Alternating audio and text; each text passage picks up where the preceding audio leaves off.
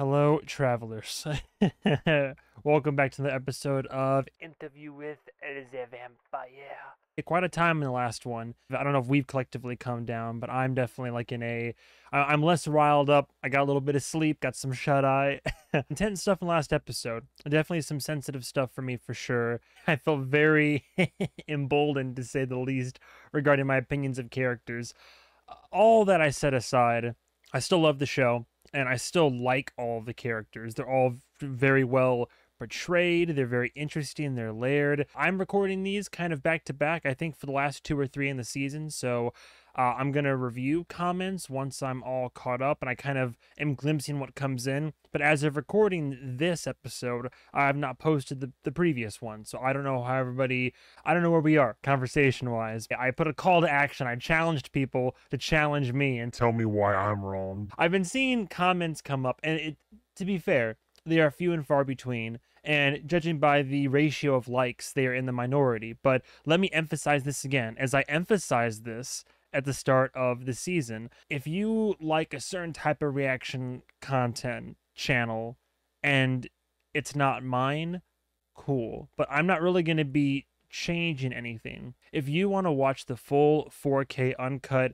AMC presents whatever, I tell you what, go to Netflix, go to Amazon. You can watch the full episode all in uninterrupted. And if you want to watch a streamer who's not gonna like stop and discuss things, turn on XQC. I don't know, turn on somebody who's just gonna let it play and they're gonna be like, oh yeah, that's crazy, chat. All right. If you just let the scene play out, you would get your answer, and it's like, yeah, okay, you're not wrong. And I've pulled back a little bit, and I do let some scenes play out. But I am an emotional person. I've got a very strong personality, and if something catches me in the moment, then even if I don't have the further context to the rest of the conversation, I'm going to pause, react, discuss, and sometimes it could be just tangents that are, that are just merely tangentially related, and that's fine too. One thing you gotta learn about being on the internet, and I learned this the hard way over the last decade plus, is that you will not make everybody happy, but for the most part, ratio wise, 99.8% of you are very happy. So namaste, thank you. I want to make everybody happy, but at the same time, it's not gonna happen. That being said, if on the opposite end of that spectrum you want to join the ever-growing list of patrons over on patreon.com/MovieMan101, I have been uploading my entire back catalog and library, plus these as I put them on YouTube, uncut, uncensored, very minimal to no edits, and now going forward, it's going to be the HD version of what I'm watching. Tensions are rising as Malloy is trying to get the story from Louis. I can't see it ending well. I said it once before in the end of the previous episode. The executive producer was speaking on the show, but he's always had insights to each episode. But when it came to the domestic squabble, perhaps it was just a purposeful choice, or just what else is there to say aside from the earlier trigger warning and the obvious affront that's happening. But it's just funny how he didn't have a whole lot to contribute to that part of the conversation, where he was like, what'd you think was gonna happen? That's perhaps in the future I'll read the books, perhaps in the future I'll watch the movie, I'll get more insight, but I'm gonna watch both seasons of the show first and then move forward from there. A few shattered vertebrae. Damn. A punctured lung. Blind in one eye for 5 weeks. Jesus. 2 months, was it? I took naps at night then. I would feel the air against my skin as though I were still falling. Damn. PTS. And I would land all over again. Not to mention that after you've been subjected to something like this, Louis probably is going to develop a whole entire new set of triggers for because that's anybody that goes through abuse. I mean, it could be anything, little things to big things. But I'd be curious to go back through this season, or to keep a closer eye on Louis in modern day Dubai and see if any of these triggers are made are apparent. I don't know. Malloy slapped him, right? And I didn't see a flinch or anything like that. It was more there was anger in his eye, but at the same time he held himself back. And to his credit, in that moment he was like, okay, tit for tat, perhaps this was a fair physical exchange right here. And now Claudia's taking on caretaker. He could fly. Yes. Like Superman? Not like Superman. Superman is a fictional character. But in the air with a f*** you to Newtonian physics flying. He said it was more like floating, arising at will, propelling in a direction by the decision. He called it the cloud gift. Hey, Doc, did you know there's a flying vampire apocalypse coming your way? I like how that description matches visually what we saw. We didn't see him. There was no horizontal movement. It was literally like he floated. It was literally like a vertical elevator ascension. It's like Lestat hopped in the great glass elevator and there's only the verticality to it. That's fascinating. Like, would you call that flight or just more like levitation, right? Most vampires do not possess the cloud gift. With few exceptions, only the most ancient of us have it. Damn. You know he's a vampire, right? I do not discuss my patients with anyone but the patients themselves. That's the voice of Dr. Farid Ben Sali. That is not my voice. He's the personal physician to the Deputy Prime Minister. And I am not here. The vampire Louis de Pontelac. He's officially off the record. NDA signed by any and all who cross the threshold, eh? Is your medicine taking? It's cold and itchy. Thanks for asking. Are you still dreaming about our first meeting, Daniel? I keep waking up just before you ask me back to your shitty apartment. Can you fly, Louis? No. So for 20 years, you lived with the vampire Lestat, and you didn't know he had the flying gift. 20 Yes. years. It was a remarkable bit of restraint he managed. Why would he do that? That's the second time I've heard the term restrained mentioned. Let him finish. I suppose he thought if he exposed all his power to me, I would never feel his equal, and the relationship would suffer. He only beat me the one time, officer. It's not his fault. Classic Stockholm, eh, Doc? I am not here. I am not here. It's a very interesting choice of words that Louis uses the term restraint, which is the exact same term that Lestat used, like literally as he was beating him. I fought myself a million times, fought my nature, controlled my temper. I never once harmed you. Lestat painted a picture of saying, you know, how much I've been holding back, letting you entertain these, for lack of a better term, flights of fancy, yearning after Claudia and waiting for her and all these countless nights, and then Lestat being like, oh, what am I to do but to go out and sleep around to fulfill the physical desire? And then I guess because I love you so much, I suppose that means I'll have to be patient and wait up and just, it's like patronizing, isn't it? Like you just slowly reveal these powers here or there, or just surprise him with a power. If that is indeed his reasoning, is like, oh, I wanted you to feel like you were my equal, like you could have been potentially anywhere close to the same level as me. I mean, this whole relationship's built on a foundation of sand to begin with. It's interesting also to see now that he's talking through it, we're seeing these flashbacks and jump cuts to that fateful night. So now, in a way, Louis is quite literally re-experiencing the trauma. So that kind of answers my previous question. But again, I don't know if it's just like his patience is wearing thin, but Malloy is growing like ever more impatient with this whole situation. He's, you know, all the triggers of an old man, right? But like, you know, calm like he sees him, but he's just laying into Louis, and he's got some decent points where it's, he only beat me the one time, officer. I promise. He really loves me. It was how he showed it. Are we the sum of our worst moments? Can we be forgiven if we do not forgive others ourselves? See, now we're getting into the territory of like if you watch a movie about revenge, right? Whether it's you play a game about it or you watch a movie and it's that quest for vengeance and what ultimately leads to it. And a lot of narratives these days opt for forgiveness, right? Of course, I always play devil's advocate. And I'm sure people would be quick to try to forgive Lestat for his actions due to, like, behind it, there's traumatic reasons why. If you're going to try to get me to come around on this, like, that's just... Then sometimes, like, the forgiveness would just set you free or just letting go. What is the cost of vengeance? We're getting into, like, more violent, deeper territory, like tit for tat, right? But I think Louis is about to try to have that argument where he's like, but forgiveness, like, how can we forgive ourselves if we can't forgive others? And yes, Louis, again, he's not a perfect person, but... Lestat had disappeared after that awful night. Vanished out of a profound sense of shame he would later confess to. Uh-huh. Which was just as well. Go figure. Since Claudia and I were in no mood to receive his apologies. And she dedicated all her energy to my rehabilitation. Very sweet of her. You ready? Joel and This is Ellie. humiliating. Imagine that, though. Even having the healing powers to come back from, like, punctured lung, shattered vertebrae. But he'll bounce back. Look at him. See? He's hobbling, but he's moving. You'll get there, buddy. You'll get there.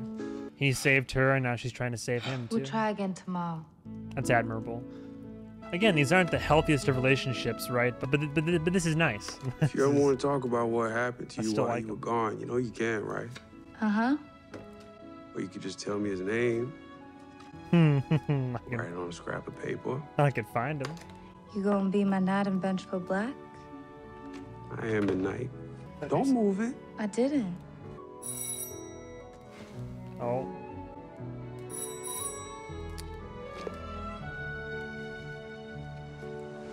Damn. Ooh, that hits a little bit. I get an anxiety trauma response because I have it's a lot to get into, but I have a friend who, trying to support them through their vices and whatnot. I hate to use the term emotional leech, but they would always view me as somebody who would always answer the phone and always be there to help. And so, you know, whether it was like a text coming in from them or usually a phone call, or even sometimes showing up drunkenly on my back, you know, my doorstep or something like that. It's then whenever I would get like a knock at the door, or whenever I would get like, you know, that ringtone comes in, you immediately I have this like that pit of dread in the stomach and in the gut, in the body, like where you know probably who it is that's trying to call and what their intent is, or probably that it's going to be a stressful situation. So that chill, that like moment between both of them, that anxious response, even if it isn't Lestat at the door. I don't know if anybody else can relate to that, but like, oh my God, like it's just an anxiety response stemming from trauma. Well. Of course. Hello. I've been calling quite often. I don't know if the operator is patching me through correctly. I bought something from Louis' favorite bookshop. It's a book of hours. Extremely rare. 15th century. Silver and gold on the vellum. Palettes of blue and old rose. Tale as old as time. I haven't delved too much into it as well. The same person that I described... I relate to this way too much. I'm lucky. I've never been... Have I? I've never been sexually assaulted. I've been verbally assaulted, if you'd even call it that. I've been emotionally attacked and like abused and manipulated, whether they fully realized they were doing it or not. And again, it's the same person who also has their own trauma of being in an abusive relationship, and so they kind of act out the trauma on other people. Anyway, it's a whole thing to get into, but it's that cycle. They would say very hurtful things. Like they would reach out and say, "Hey, I'm in a bad spot right now. I'm in mental headspace. I would love to talk to somebody. If you can't talk, that's fine though." And then like if I were to say, I would always talk, right? Because I want to help, you know, my friends and people. But if I were to say, "Oh, I'm sorry, I can't talk right now," then they would immediately come back with, "Wow, I can't believe I thought you know, if you really cared, if you really loved me, you would talk to me right now. You can't even make time for me in my time of need." That's the type of relationship that it would often devolve into in their lowest moments. But then it's always those like sugary molasses words as they would come back late, like at some later point in life, asking for forgiveness. "I'm sorry. I know I did and said these terrible things. I've got problems. I'm working on them. I just love you. I care about you. If you don't want to be in my life, I understand, but I really hope..." Malloy's got that right, at least. That's textbook. They're just like that abusive cycle. Is Lestat a bad person? I don't think he's... I don't know. I don't have enough... It takes a lot for me to think of someone as a supremely bad person, but he definitely is not without his faults. No one here wishes to speak with you. Well, I know he's upstairs. I can see his silhouette. Perhaps we should let him decide if he wants to see me or not. How's that for an answer? Kicked out of his own house, huh? Emily Dickinson is not a vampire. How do you know? Because she's dead. How do you know? Oh boy. But goddamn, is he handsome? I'll give him that at least. Rolls-Royce 6-cylinder engine. All these and a gifts. front end they call a coffin nose. Isn't that rich? This one's yours. Mine's back at home in blue. I'm back in town permanently. Were you gone? Across the river in Algiers. Louis, I don't know what possessed me that night. 3 years ago. That night 3 years ago, he means. 3 years ago. I was someone I don't want to be anymore. I've changed. Oh. Let me prove it to you. I'm speaking from a place of personal experience here. And yet I still play devil's advocate for people like this all the time. The question of, can somebody truly change? Can they? If you watch Succession, the answer is no. Yes, the showrunners of Succession, people don't really change. You're just waiting for that shoe to drop. You're waiting for their essential natures to be exposed and to break your heart again. Minute changes here and there, but at their core being, people are who they are. And like, I don't know. I know when I was younger, I was a much version of this. I was also a product of my own bullying, which is not an excuse, by the way. I should have risen above, but I could be a, a not great kid. And I made some not great decisions that I definitely hurt people, for sure. Not physically, but emotionally, I know. I was a rougher thing back then. I've evolved a lot, and I think I'm a better person now, better for it, but I'm not perfect. I still have my moments. And the question is, at my core, have I really changed? I don't know. Again, that person in my life, like, for over 10 years, it's been the same cycle. Are they as bad as they used to be? Perhaps not, but they still make the same decisions and mistakes. And some people do change. Some people realize the error of their ways and can course correct from there. But 9 times out of 10, man, I don't know. I don't know what possessed me that night. I'm sorry, I don't know what came over me. I'm a different person now. Are you, though? Like, are you, though? And even then, I hold on to that stuff. For me, if I care about somebody and love somebody, it would be incredibly difficult for me to even throw a mean word their way.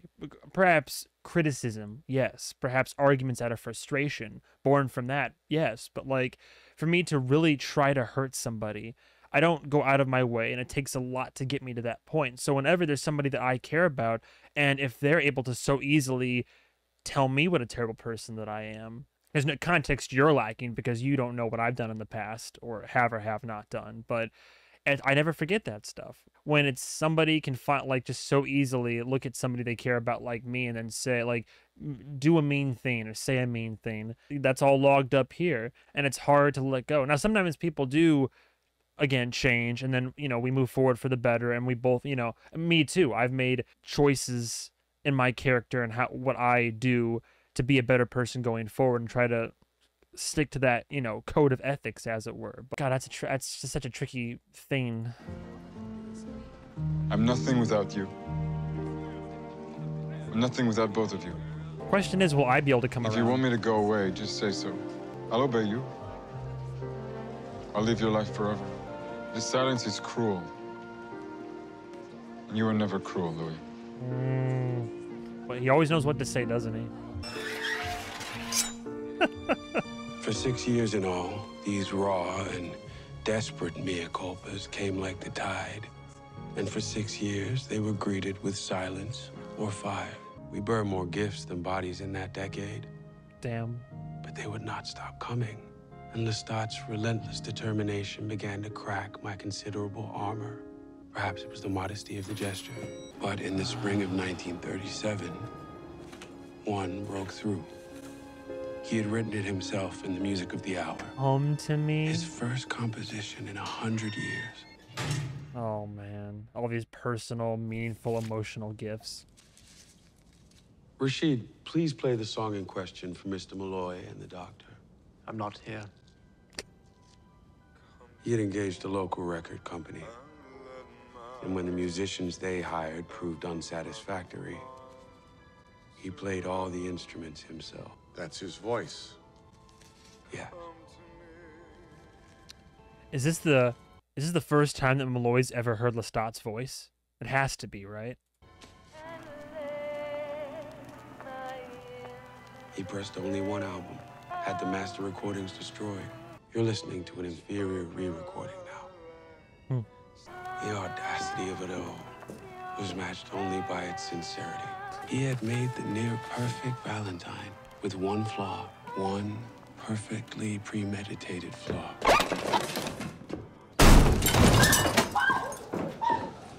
6 years of begging. You think a song's gonna get a rise out of me? I mean, Did you like it? it did. This her sing? My God. god. It's a clear voice. I wanted no obstacle to the lyric. Yikes. Write me a song, put your lover's voice on it. What the fuck is wrong with your hair? Louis is soaking wet. I swim fast and I drive. Put some clothes on, get the fuck out. This is my house. Do I look like I care? Let's start. Jeez. Leave. You swam the Mississippi to find me. That's his takeaway. I swear. Oh my god. It is gothic, it is dark, it is romance, is it not, mon ami? I hate you. Do you though? As you should. Oh. I love you, Dr. Ben Sali. Nope, never mind. Pleasure In the song. meeting you, Mr. Malloy. He's not a vampire. He said to no one. Quick and clever despite 2 bags of fluid. Legal dope makes me constipated, but the wit flows like a river. You took Lestat back. The vampire bond. There is no human equivalent. Lover, murderer, maker. You took him back. It's a bond that can never fully be severed. Aside from A death. bond like that makes you believe there are only 2 of you on the planet. Freedom and chastity wrapped in one person. But there were 3 of you. Yes. I don't know, man. I don't know how to feel about it. I get it. Again, I keep speaking. This is I have too much personal experience in this regard. The way that I put it to my friends and close confidants, and hell, I guess to the internet, is that the best way I can put it: hate sex is great. Don't do it. Hate sex feels great. Don't do it. Don't engage. As someone who can personally attest to, because again, this person, all the arguments, all the screaming matches, the back and forth, and yet somehow it would always come back. Like we'd always be able to mend those broken bridges in the bedroom, right? It always seemed to come back to that. And that's where, oddly enough, the most trust, the most sincerity, that visceral, like physical, hot, I said sticky. It's we're getting racy.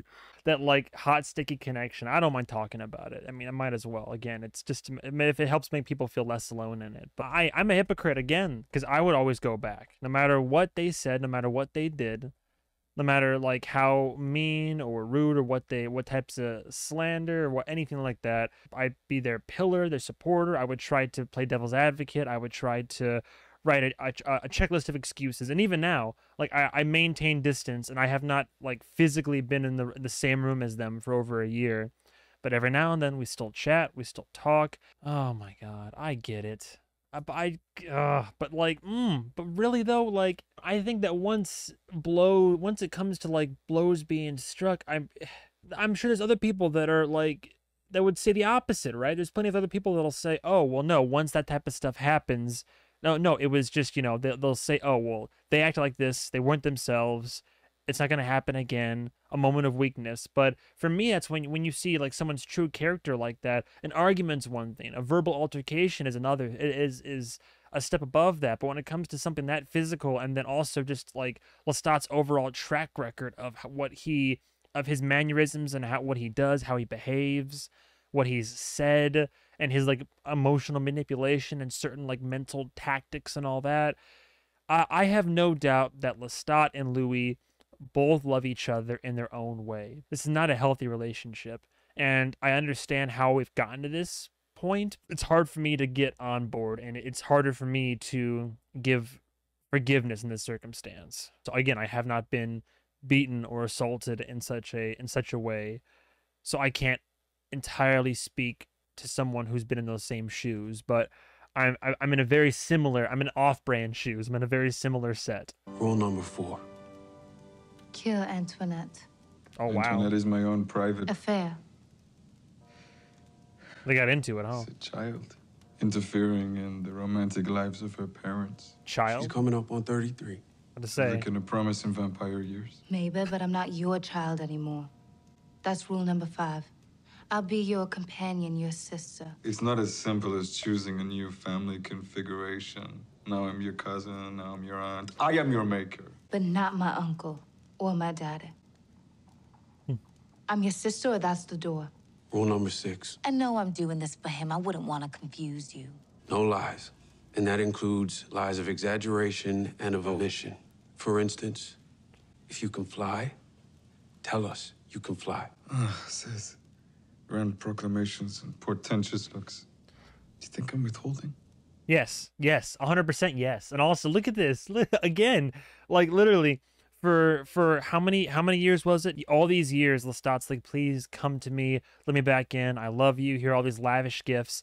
And now we're sitting down to have a simple conversation about boundaries, and he's being so resistant. Again, when I try to put boundaries with this person, oh my God, this is hitting really hard. I would try to put boundaries with this person because I cared about them, and I'm like, I wanted our friendship and like relationship to work. Like, I would say, hey, I'd appreciate it if you wouldn't do this around me. And immediately they would come back and be like, oh, well, why are you trying to tell me how to live my life? Why can't I just like do what I want to do? Why can't I? And just it would just be, everything was always so combative. I've gone through this exact thing where I'm not even asking too much. I'd be like, hey, can you not like smoke around me, for example, something like that. I know you partake, I don't. Can you not smoke around me? And they're like, I can't even smoke. I stressful day. I can't even like, light one up or whatever. I'm like, yeah, if you can do it on the porch or something. They're like, oh, I can't even be inside. Why are you trying to tell me? Why are you trying to control me? And I get it. It's a trauma response from the trauma that they've been through. But like, oh my God, that's the type of person this is. Ask your questions. I'll answer them. Sure. Did you have anything to do with Paul's death? No, I would never hurt your brother. It's just something I always... Never, Louis. Who made you? His name was Magnus. He took me from my room in Paris as I kicked and screamed. He kept me for a week, locked in a room full of corpses. Some freshly killed, some bloated and black. But they all looked like me. My coloring, my physique. He fed on me every night. And then he'd put me back in the tower with the look-alike corpses. I thought for sure I'd be one of them, but instead he turned me into this. No grand history of vampiric origins or physiology, no rules, no counsel. Just a sweeping end to a pile of money and the sight of him throwing himself into a fire. And then I was alone. I thought, I can't drink hot blood. I can't feed on others. I cried. I called to God. I didn't want this, but I have a capacity for enduring.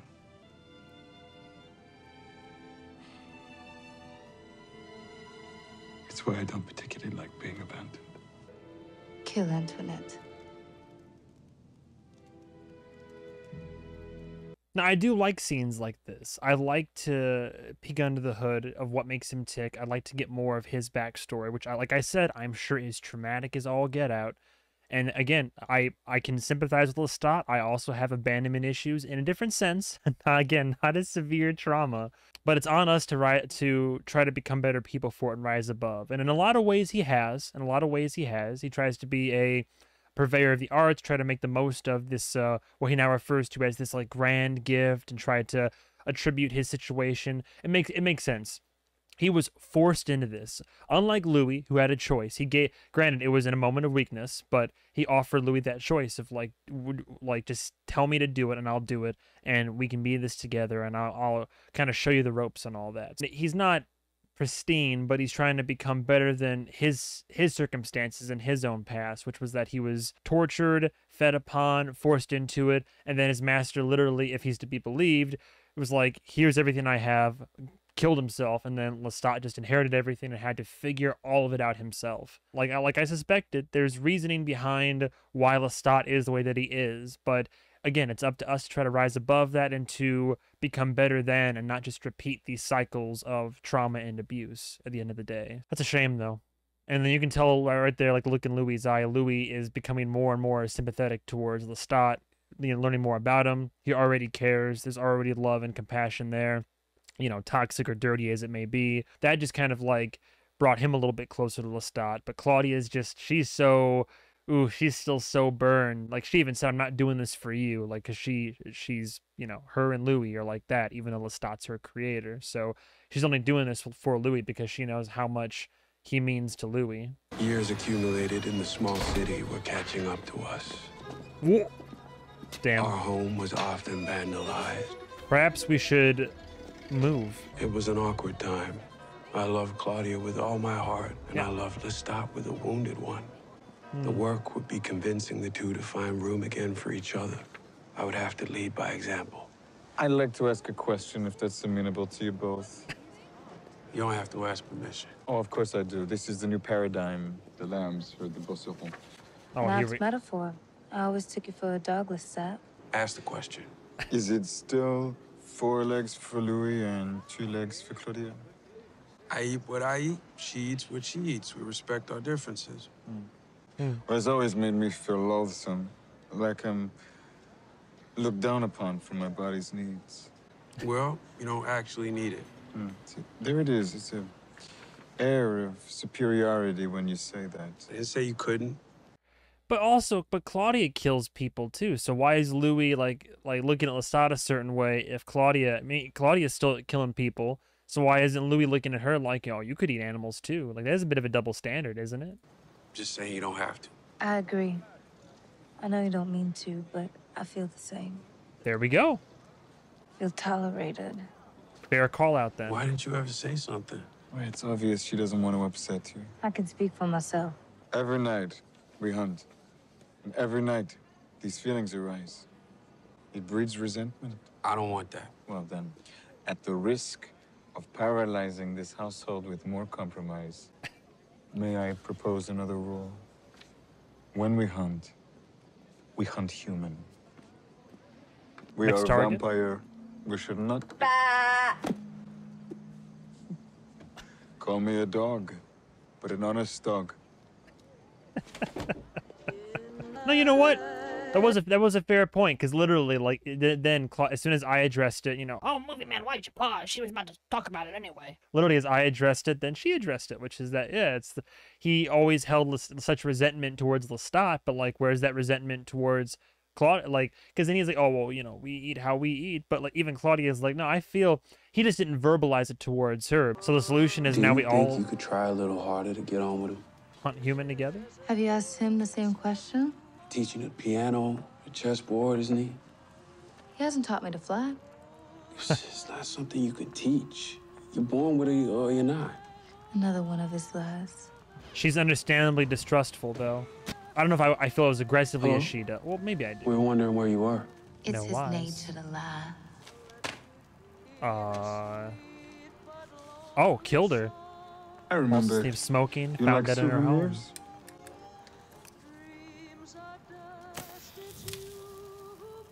Okay, came through on his promise. Again, it's murdered this woman. I don't know if I would go as far as to call her a homewrecker or anything like that. I was gonna say murder this poor woman. I'm gonna stick with that. I don't think anybody deserves to be murdered in this case. Well, I shouldn't say anybody, but like I don't think she deserved to be murdered simply because she was in the middle. She was part of a love triangle. Sweet-ish gesture from Lestat. God, I want to dislike him, but this man is so handsome and he's so smartly dressed and he's so he can do such loving things and say such loving things. I find myself seduced as well. That's the and he's making all these efforts of reconciliation, and now here it is with the I did what you asked, I killed her, so it's only us. I got a gift for Claudia because she likes souvenirs. All these gifts and all this, I'm trying to work with you in this household and compromise and all this, but again, what's to stop him from getting bent out of shape and flying off the handle again at some point? We've seen him we've never seen him get that physical. Well, that's the first time he's gotten super physical in that respect. But we've seen him get enraged at Louis. What was that first scene when he kills the opera singer and Louis is like, why don't you have to do it that way? And he's like, embrace who you are. Kill him swiftly if you might. All that anger under the hood for Lestat, he's quick to it. We should really think about repairing that mantle. No, Enjoy living in a ruin, do you? we leave the damage, so we never forget the damage. Yep, amen, sister. No, Claudia's like you could me. just give I him don't an forget inch. that kind of. Once Saab saw about his birth, and you're back to eating from his hands. Magnus could be a sous chef in Switzerland for all we know. Emil, sincerity and humility cannot wear it any louder. She's just stubborn. She is a wall. And you, The sat the vulnerable becomes the sat the irritable becomes We're the all sat the making controlling. compromises to make this right again. I'm drinking the blood. He ended it with the singer. What are you doing? I'm enduring. yes, she is. She is enduring more. for sure. Do more. That's not fair. That's she's. This is more than enough what she's doing right now. She is enduring. She is putting up with this right now. Louis is. It took years, granted. We're kind of fast forwarding. A lot of these episodes have been kind of skipping ahead many years, so I gotta put that in the appropriate context, I suppose. But I'm like her. I'm like both of them. That's the thing. I'm like Louis when it comes to like a very specific person who I would keep, I'd write checks for them even if I couldn't cash them. But I'm also like her because in general, the sentiment that I express is like, no, he did it once, he could do it again, that type of deal. She's grown very protective of me. That's what this is. Why it's hard. She came back altered when she left us. Altered? There's a darkness in her that wasn't there before. For a little time. She went out and she just like learned about the world. I mean, yeah, I wouldn't call it a darkness. Look, she already had a darkness because she was like, she was murdering people en masse. Like she was killing them and then morbidly collecting diary entries of their final moments. I don't think there's a darkness. I think there's a hardness to her. Everybody gets knocked on their ass by life or aspects of life. And that's what helps to like, you get wise, you get savoir-faire, street smarts, and you become more hardened and more worldly. In many ways, they were more like each other than they wanted to admit. LOL. They both sought out weakness. They reveled in the exploitation of it. And they romped with joy as I played audience to their joyless exchanges. Tell us about your first love, Nikki. Because if they both had their way, like neither of them would be in the picture, period. Louis said that you called him Nikki. That's the song you wrote for him. 'Tis. Do you write songs for all your lovers? I think this one might be better than yours, Louis. Does that mean you loved Nikki more than you love Louis? No. Ignore her, Louis. She asks these naughty questions to gain advantage in the game. You both do this. It won't work. You both do it. I ask these questions because I'm trying to understand you better, Lestat. I played 3 games at once in the Jardin de Luxembourg.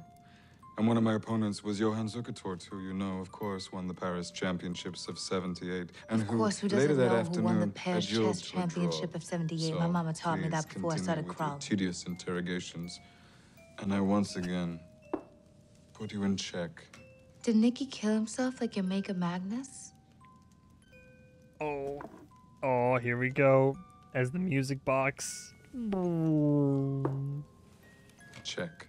Or did you kill him like you did Antoinette and how you tried to do with Louis? Claudia. Nicky passed on after he and I parted ways. Took me over a century to try again. He's holding his composure for now. Checkmate. But you can tell it's like under the I'm surface. sorry for your losses, Lestat. Oh, it's you who lost, Claudia. For the many hundredth time. I admire your steadfast pursuit of a game you clearly have no acumen for. My master taught me how to play, but only enough to occupy his time. I think I'll hunt alone tonight. Master's had so much loss in his life, Lord couldn't ask him to bear anymore. I'll come with you. Thank you. No. Poor Master and his pain. It's an honor just to sleep under Master's roof. Oh And I my know God. she's talking to you. You're ugly when you act like that. Damn. Better ugly than blind. She's not She's an wrong. infected, self-absorbed, nasty little creature who's fooled herself into thinking she's smarter than she is, and she is poisoning Louis against me. Is he sleeping around again? You don't need him. They don't appreciate you like I do. Oh my God. Can a leopard change his spots? I will not let anything come between us. I will not hurt you again. Look at this. Look at this. Seeking comforts. Lying about where he's going. I'm going hunting. You're hunting for something, all right. Hunting for that ass. Yeah, again, it just gets under my skin because then there's still defenders out there. Sure. And I mean, I'll play devil's advocate all day long. I'll try to see both sides of the situation, but I'm out here sleeping around. I have given her so many gifts, so many incalculable gifts, and you're right, it is both of them. He broods, she snipes. And he's so That's where I need you. absorbed. Oh my god.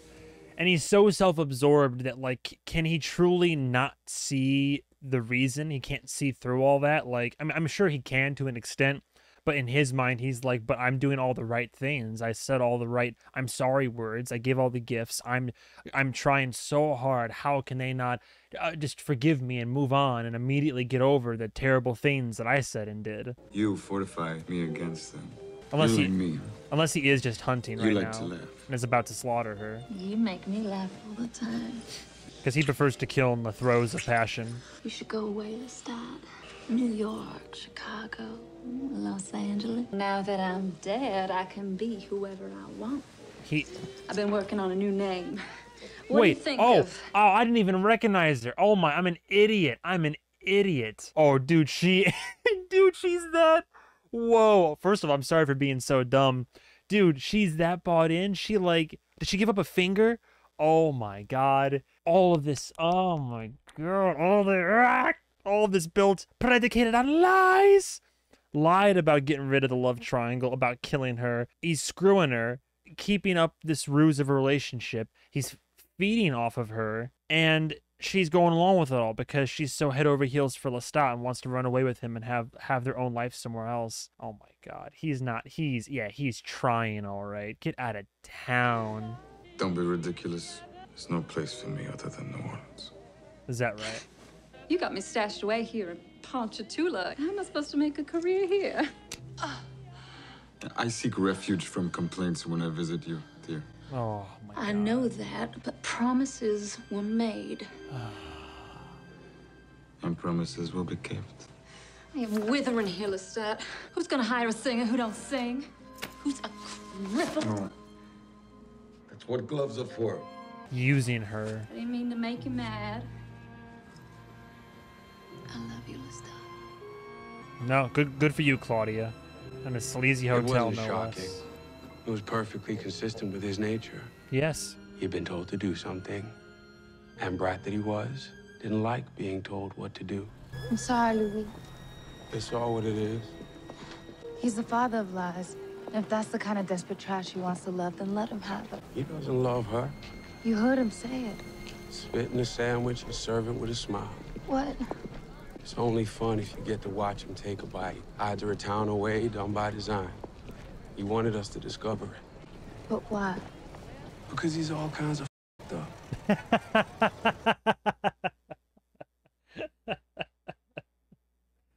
Period. Because he's spiteful, because he's a brat, because he wants to... God, I swear. All right. If I were to talk about this, all I'd be doing is talking in circles. Because he right would have now. killed her in a second if he thought I'd take him as he is. And I probably will. So you ain't gonna tell him that you know about it? What difference would it make? It's all orchestrated. He's like, well, I know you wouldn't trust me anyway, so I wanted you to find out. I wanted the... That's a good way of putting it as well. You spit in a sandwich. It won't make you feel good unless you see the person eat said sandwich. Like, that's... Oh, my God.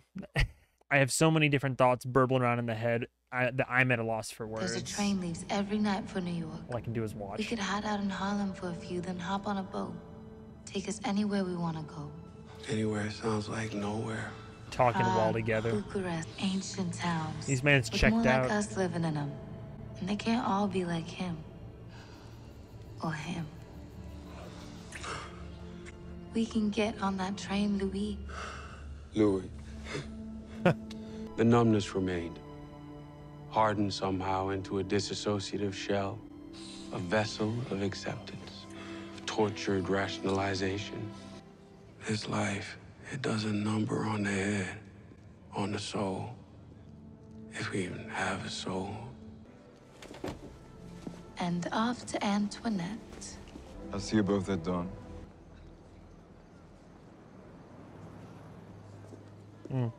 Give us 100 more years of this. I can see us just like him.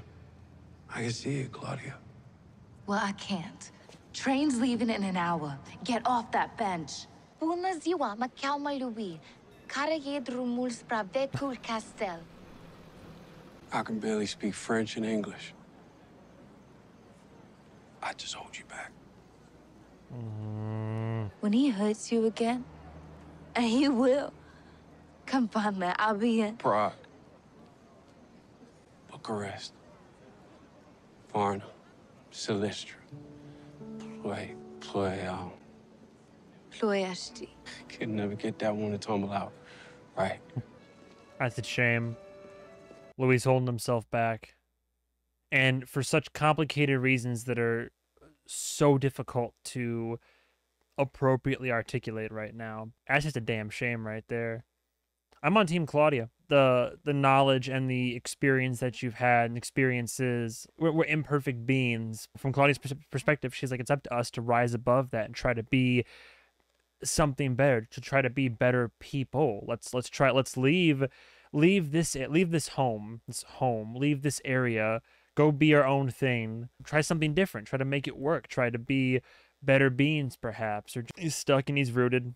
You could even argue it's like punishment in a way. Maybe in his head he's like, I don't know if it really is possible. Perhaps he's like, it could be possible, but do I deserve that kind of a life? I recognize the cycle that I'm caught in with Lestat, and perhaps there is nothing else aside from that. I mean, we know he eventually moves, but I wonder what would be the catalyst for it. Hey, sis. This is his chance for redemption, right? Him saying sis right there just made me think about it. Like, losing your real family and your sister and all that. Now you have a second chance here. You have a sister again. You have a second chance at trying to have that kind of life, especially given the nature of your very precarious position, and you're going to let that walk away again. You don't need me. You think you do, you don't. You're smarter now. You see trouble coming a mile away. No.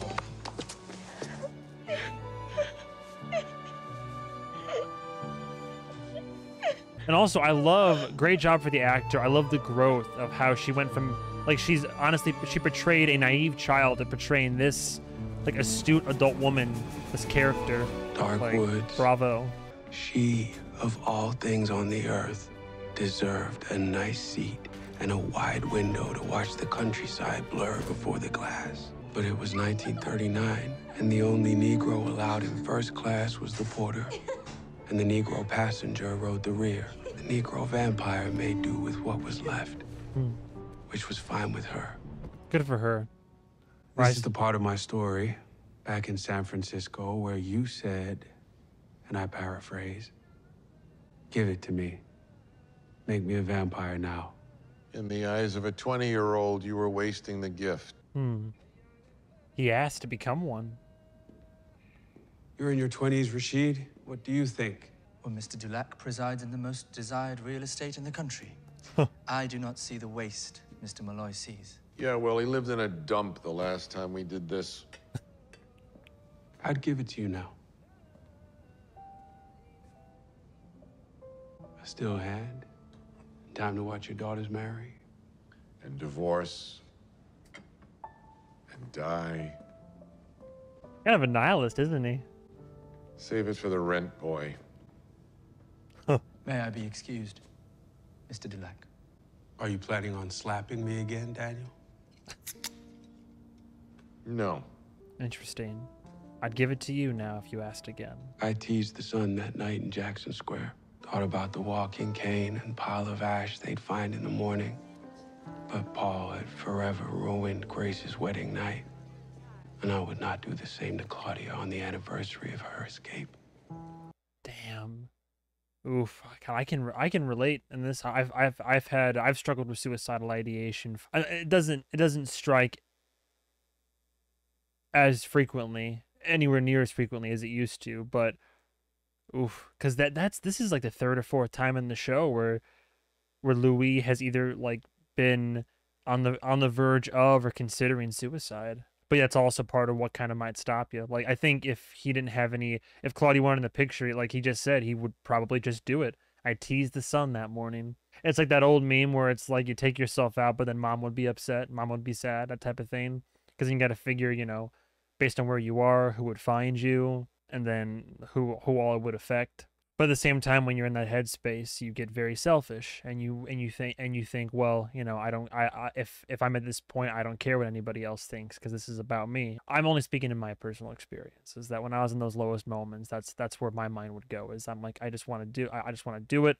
Maybe I'll go do it over yonder. People will figure it out, and perhaps it'll hurt them a lot in the moment, and they'll hold on to it for a while. But you know, life goes on. But I'm in a much better headspace now, but at my lowest moments, again, I can relate to that. We've all lived interesting lives. Dante's wood of the self-murdered, it would be another night. And so I endured my way home, back to the undeserving Lestat. Listen here. What is it? Germany's invaded Poland. Tanks rolling through the countryside. Horrors unleashed. Since when do you care about humanity? Well, I don't. But to think, our sister, impulsive tot that she is, was on her way to holiday in Europe. I'm so glad she decided the better of it.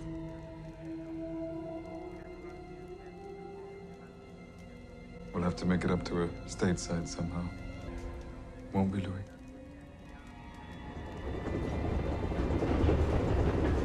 He stopped her?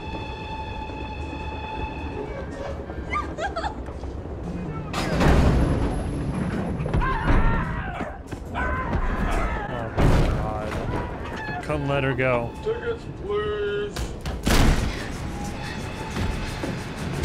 Tickets, please. You're riding the New York Limited. Next stop, Birmingham, Alabama. So dark. Claudia. Claudia. Bro, what? Don't hurt the dog. You left without saying goodbye. He doesn't like again. He doesn't like being abandoned. Oh my God. I'm sure it was an oversight, but still, you'd think your creator had earned the courtesy. You didn't want me. You made me for Louis. And he needs you now more than ever. Oh my He's in God. a terrible state. He said I could go. He picked you over me. Louis couldn't pick an apple off a tree in his current state. Jesus. Oh no, poor dog. Here we go.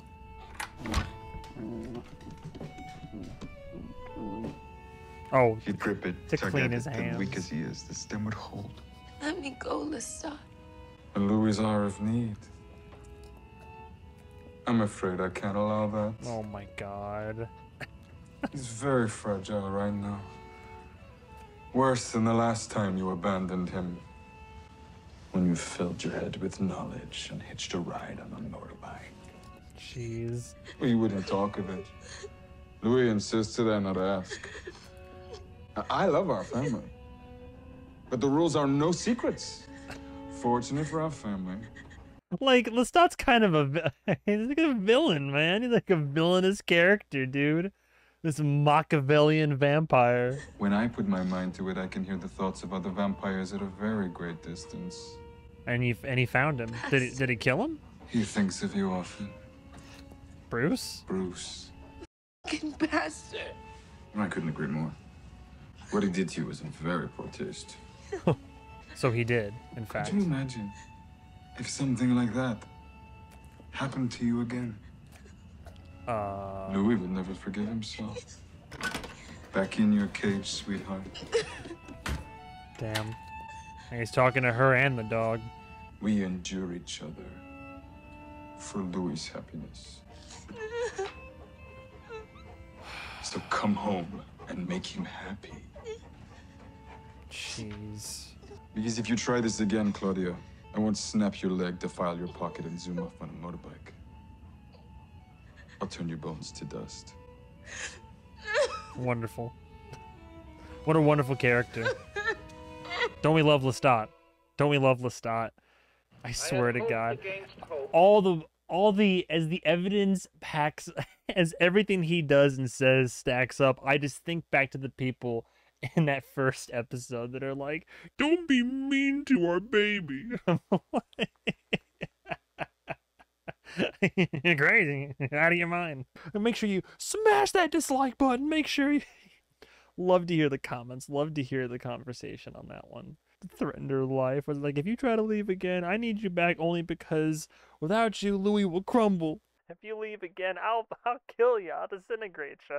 I'll make sure there's no trace of you left. Man's a menace. Is he charming? Is he funny? Is he well dressed? Is he smart? Sure, but he's not a good person. What a happy household. The Dutch defense. Naturally. I've been having a thought the last few days, Louis. Yeah, what's that? We should kill Lestat. I think he killed Magnus. I think the vampire made him a slave. And he would be a slave no more than I would. And so he killed him. And now he's gone and made us slaves to him. Stonewalling again. You've become quite predictable, my sister disappointment. We're not slaves. Maybe mindless accomplices. No, we're his slaves. And I will free us both. Claudia. We have no more use for him. I feel like she's gonna beat him soon. You're going to pout and mimic me until I grow empathetic. Is that your strategy tonight? Outsmart him first, then perhaps a coup. Him and Louis take over. Well, the bishop can be captured, but I see the trap. I don't like what you're feeling right now. You cannot kill. I love you, Louis. I don't say it often enough anymore. Could she even take him out? Love me? Then listen to me. I beg you. If you're going to beat Lestat, you have to become Lestat. You have to think like he does. You gotta go and full then 5 walrus. moves ahead of that. Bishop to G1. But he's not mortal. Queen to H2. No illness can touch him. You threaten a life which will endure to the end of the world. And you will bring your queen. He can be killed though. But the bishop cannot be ignored. No, he's monologuing. I'm done enduring. You sly dog! I'm not moving my rope. Knight takes the bishop. No, let him talk himself in. Let him think he has I'm the going edge. to kill him. Check. He'll destroy you if you try it. Not if you're. No, Louis. Rook protects the king, and your queen has been neutralized. It's a very spirited effort. I can kill him.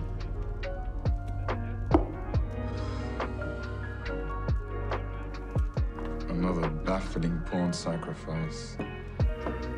Check.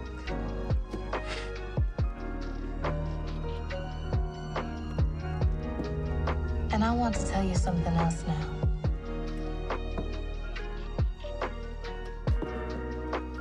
A secret of all secrets between you and me.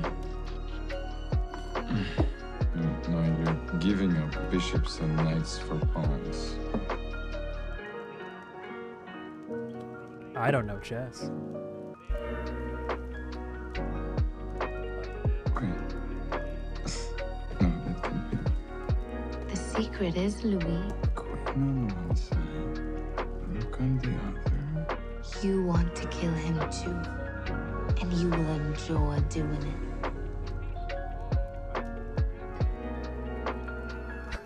You have won. I'm tired. I finished the game. I think I'm gonna go to bed. Move your pawn, finish the game. Good night, Lestat. There it is. There it is. She was right. Spoiled, selfish, thankless, It was inevitable. heedless, disagreeable, obnoxious, Here we go. dependent, unkind, loyal to the core. Oh, fuck, come on, Amazing.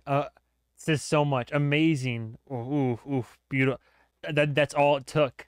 All the personal attacks, the poking, the prodding, all of the back and forth. Nothing was able to crack through to him. Even when he like chased her down, it murdered the conductor and threatened her with her life. It was cold, calculated, felt like he was in control. But in that scene, right, like the one, all it takes is just to not even to finish the game, but for him to know that she was going to have beaten him in chess, and then just didn't finish it off. Like, that's all it took. Again, flew off the handle. There you go. Amazing. Every ship that sails the sea, every battle that is fought, does affect the American future. We were going to kill Lestat. Oh, well, he's bought in now. we were. We were going to kill Lestat. Rashid, are you awake? I can be. I think the medication has overwhelmed our boy. Trubidis rebus ad infinitum. I would gladly wake him. No, we can pick it up again tomorrow. But fetch a cover, would you? Let him be warm with his dreaming. Oh, is this a flashback? Oh, he's dreaming. Oh, about the first. Oh, dude, we get a flashback with young Daniel Malloy. Yo, okay, dude, that medication conked him out. You saw his eyeballs immediately. He went into deep REM sleep. Oh, we get a flashback. That's sick. The first time they met at the bar, a brash, young, high reporter. What's in the bag? Yo. Hi. Work. My work's in the bag. Is it a gun? Are you an assassin? Am I the man you came to kill? I did a terrible thing once. It wouldn't surprise me. I'm a writer. A journalist mostly, so. Do you have money tonight, Danny? Get the boy whatever you want. I'll have a grasshopper. Tom Collins. Louis de Pointe de Lac. That's an interesting name. Louis of Pointe du Lac Plantation. My great-great-grandfather owned one. All that remains is a name. Oh, that's the accent. I have an accent? I have a slight sharpness of the consonants, that's all. An observant journalist. Hey, you know, I could interview you. Well, I'm no one of importance. Well, it's my speciality. You see, I look for people in the cracks. You feel me? I do feel you. You know, it's about the people, you know, who make the city, right? You know, not a cop or a politician. Any asshole can do that. Look, I get them on tape, and then I write them up. You didn't come here for that.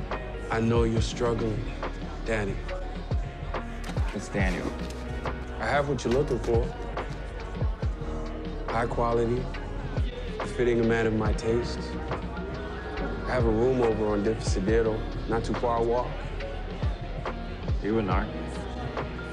I'm a vampire. What was his game then?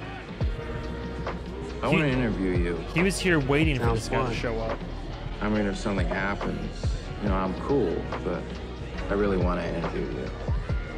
Of course. Take it as it comes. Is that okay with you? Would you like to join us? No. You go ahead, have your fun.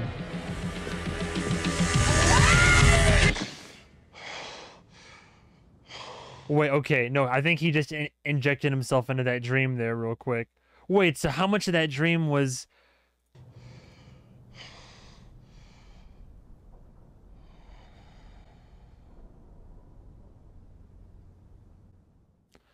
Ooh.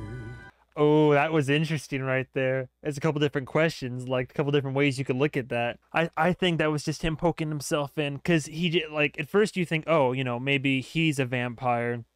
Like my initial theory was, and that he was even back in the bar back in the day. But no, I think Malloy would have recalled that. I think legitimately, because he said he's been having that recurring dream about when he first met him and was first invited back in the bar. And then as he was falling asleep, Rashid offered to, he's like, should I wake him? But wait, no, because then, so was my theory correct that Rashid is a vampire? Somehow Rashid wormed his way in there. And I don't know if he was physically there back in the day or if he just put himself in there, but I think my Rashid, or maybe it's the power of dream.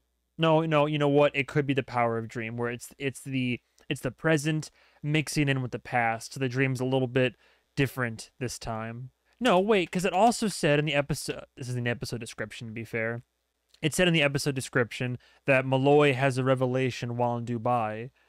So was I right about my theory? But then I thought I saw him walk through sunlight earlier, because they had deactivated the UV filter and he walked through that. But I have questions. I gotta see how that pans out in the finale. But Episode 6, like angels put in hell by God. When you take them back, you know you shouldn't do it, and you do it anyway. I love the heart. You know, whatever your feelings about Lestat are, Here we get to finally hear what Lestat's pain is all about, and it is a fairly traumatic entrance into the world. For a guy who has been withholding for a long time, he resents having to do it, but does it anyway because his love and his intense need for Louis, he knows that's what he needs. It's the offering that he needs to give. True, but like what Claudia said earlier, again, it's that odd.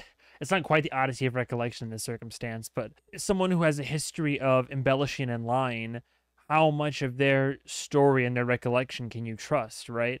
Like, I bought in the first time that he said it, but then Claudia so easily cast doubt upon it because she was like, maybe he killed Magnus. Maybe Magnus didn't kill himself. I don't know until we see what happened.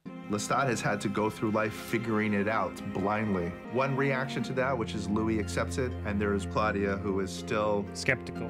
Yeah, and what? You've had 200 years to get over your Do you think you could try a little harder? It's trying to bring the family together, and the family doesn't want it. And it's very clear that the family is not functioning well, that there is something very, very screwed up about the dynamics here. It's not fun, it's not pleasant, but you endure the years because you cannot have relations with humanity. We are only stuck with ourselves. The chess scene is quite interesting. It's based off a very famous chess game called the Polish Immortal. Basically, it's a series of moves by one opponent that sort of lures in a person who wants everything in the world, wants to take everything. And she can see this is the way into Lestat. She is slowly suckering him in. And she is wise enough to kind of look at the landscape and go, there's only one way to do it. We have to kill him.